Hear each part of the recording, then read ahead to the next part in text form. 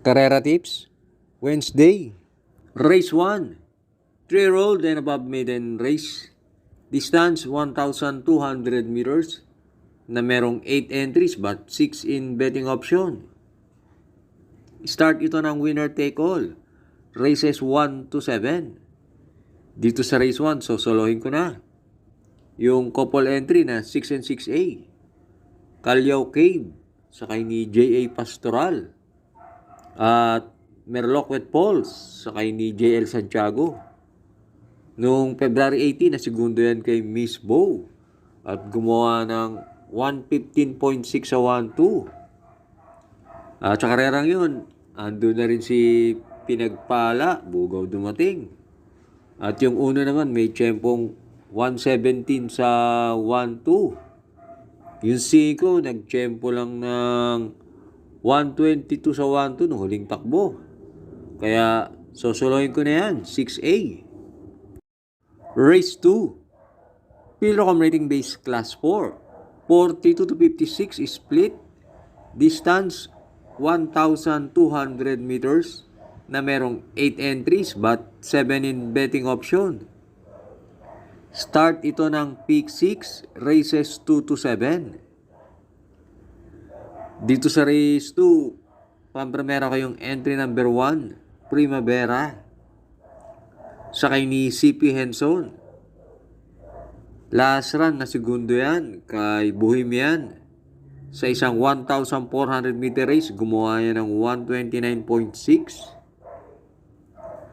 At panigundo ko yung entry number 5, Golden Opportunity, sakay ni JG Serrano.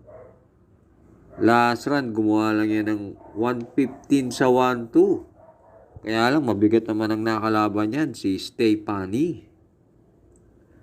At pantersero ko, sasama ko yung entry number 8, Karing Melody, sakay ni John Alvin Guse.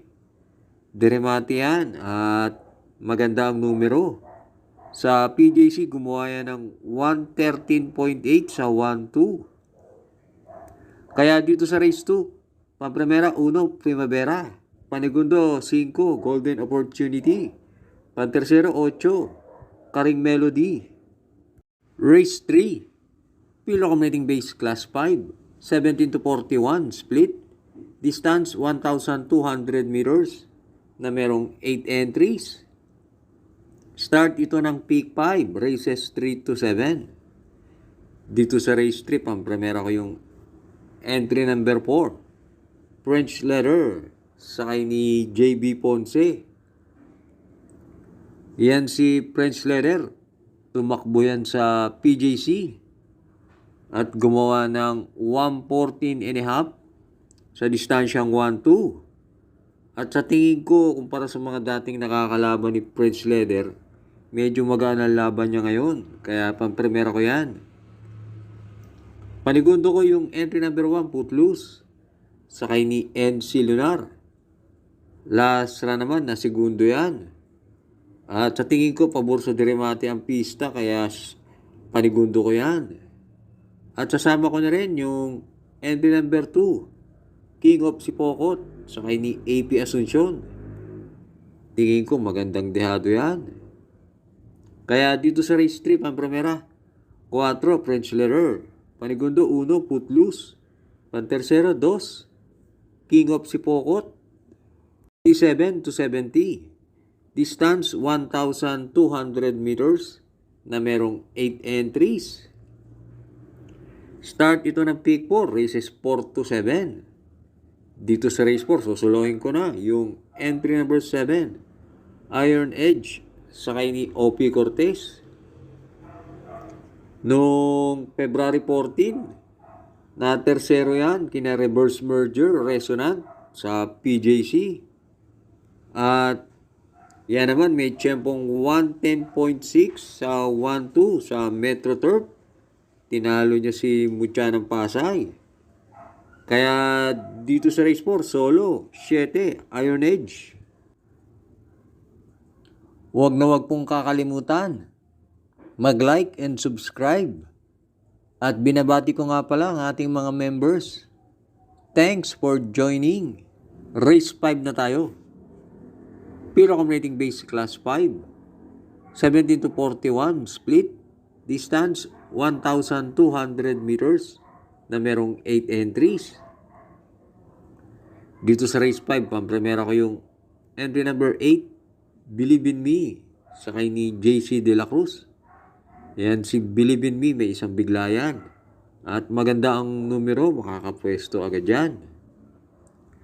At panigundo ko yung entry number 3, Perfect Blue, sakay ni Patty Dilema. Huwag lang pipilitin mauna. Tingin ko mas magaling yung kabayo na yan pagka sinusunod.